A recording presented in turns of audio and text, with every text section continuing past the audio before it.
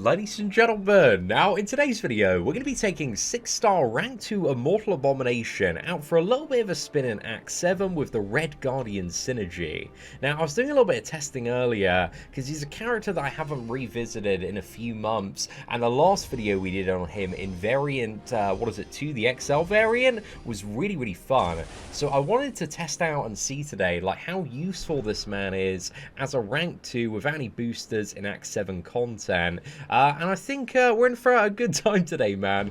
There's a few good paths where I think he's really going to shine on, but let's start testing him out against this Ebony Maw. And also, whenever we gain a buff on this fight, we instantly convert it into a Fury as well.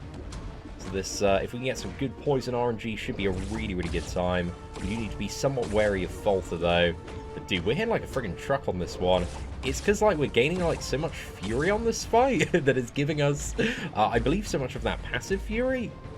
So yeah, this is working out really well. I think another combo straight into SB1. Dude, Immortal Abomination is crazy good for this path by the look of it. So yeah, that was a very quick takedown on Ebony Maw there. But let's move on to the Mr. Sinister fight. There's actually quite a lot of very challenging opponents on this path. There's also like a pretty stacked up version of Dr. Doom as well. But also, again, this isn't the Poison Vulnerability path yet, but there is a Poison Vulnerability path that we're going to test him out on today. But I think he's actually got some really cool uses when it does come to Act 7, man.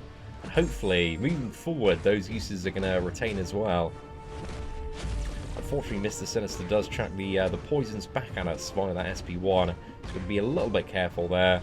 Again, hopefully he doesn't use as many SP1s. But from all the Furies we're getting, man, it's just giving us passive Furies and also not triggering the buffet node on this one due to the interaction. So yeah, for an easy clear, man, it seems like Abomination is actually tank AF for this. I remember trying out Immortal Hulk on this lane, and he really was not too good. He's quite good for the gimme node in mid-Act 7, but Immortal Hulk really didn't impress me too much when it came to Act 7 testing. Apart from that, one gimmick node that he's really good for, because of all the regeneration.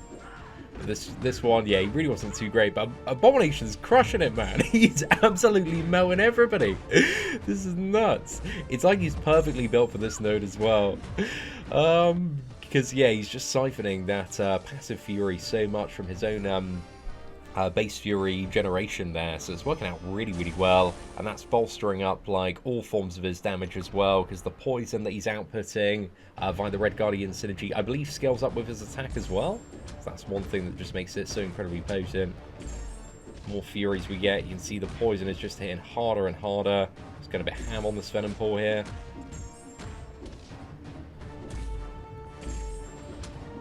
Alright, smash in. Dude, this guy's dying, man. And there we go, everything's dead on this path by a special too. Wow, this is surprising. I guess one thing I actually haven't tested out Immortal Abomination in, and we might do this at some point in the near future as well, is the Villains variant as well. I think certain stuff he could be really useful for there. Because again, he's a villain, so yeah, I don't think he has any particular cheese mechanics with the new variant 6 node. Sorry, I might have said variant 5 by accident. But yeah, it might be interesting to test them out for some stuff there. Because again, Armor Break is like the big cheese thing for variant 6, the Villains variant. Right, let's drop in another combo here. Dude, this Dr. Doom's getting melted. Right, special 2. Nearly enough. And the poison should do it. Damn, bro. Wow, I had an expectation that he was going to be pretty good today, but he's crazy, man. He's just demolishing everything. And again, I got no Suicide Masteries on, I got no boosters. There's no he's only rank 2 as well. It's not like rank 3. So you could get a lot more power, a max potential out of Abomination. Not that he's really the first rank 3 of choice for a lot of players, but hey. Now, when you get him out of a 6-star crystal, I think he's got some really good uses if you do have the Red Guardian combo as well.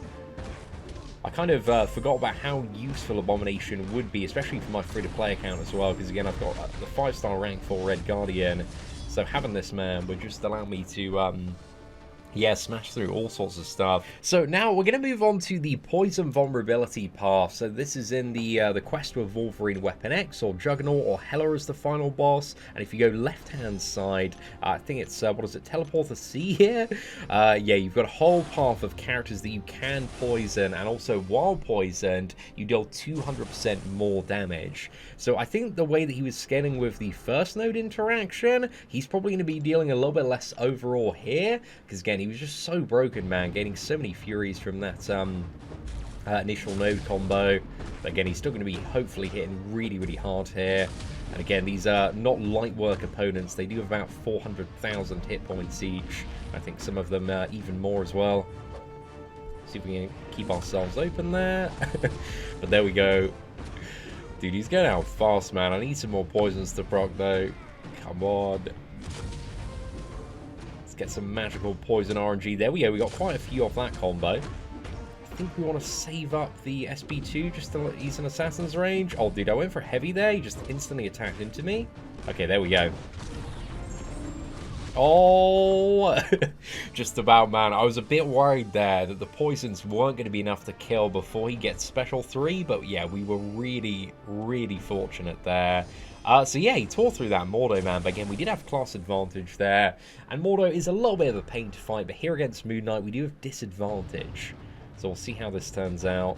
Moon Knight is also a bit of a pain in all fairness, but I'd rather, I think, fight Moon Knight than Mordo, because that power gain is just really annoying, and the Astral Evade as well. Still some really solid damage.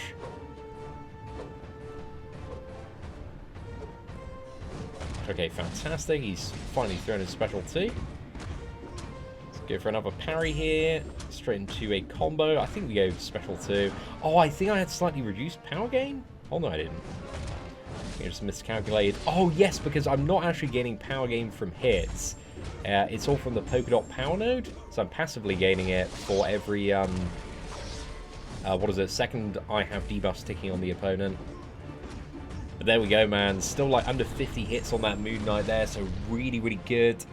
And next up, we got the Thing matchup. Thing is very annoying, but at the same time, very vulnerable to poison.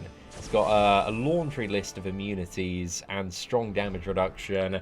Again, can't do much against poisons. That's his big kryptonite. About like half of the top tier defenders in this game are very vulnerable to poison. Poison is like surprisingly effective or like completely useless. Because it's also like the most common immunity at the same time. Mainly amongst like older characters though. But a lot of like I would say poison immunity to a certain extent has become less common than it was previously. But it's still like I think by far the most common immunity. At least to the best of my knowledge. Right, let's go for a 3 combo here. Got to keep an eye on the rock stacks, keep managing those quite nice. And then let's go for a special 2. Trigger protection there, so he's taking like 80% less damage for a few seconds. Okay, we need a full 5 combo here. Gets him to 15 stacks of rock stack. Hopefully he goes straight for SB1. Fantastic. Right, let's hammer that in.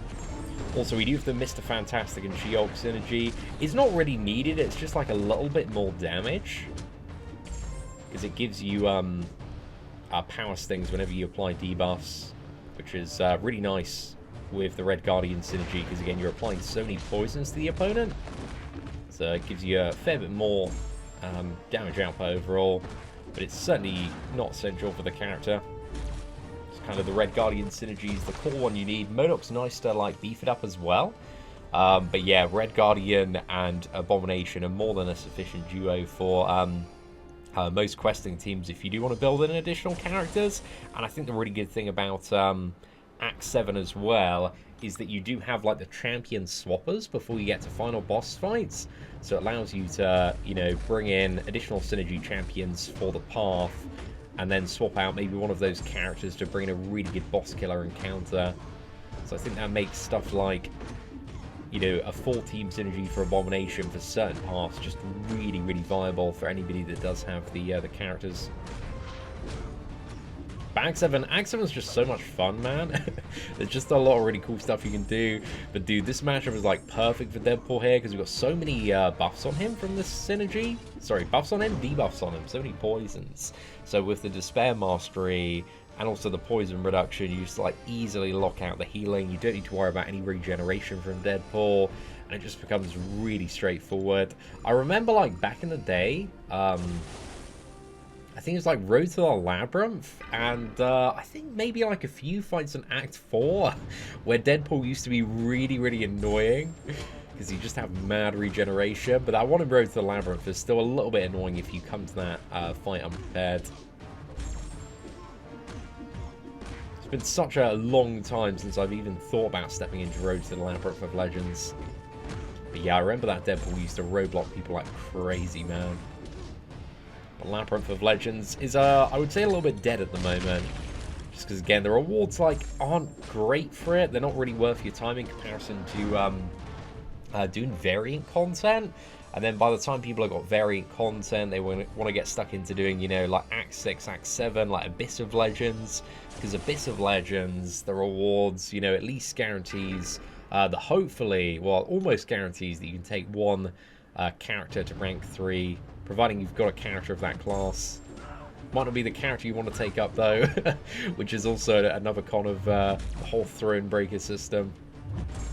Bit of a goddamn whale fiesta at the moment. But I hope they make T5CC a little bit more accessible this year.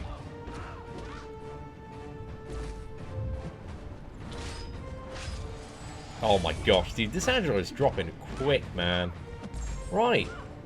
Another cheeky combo.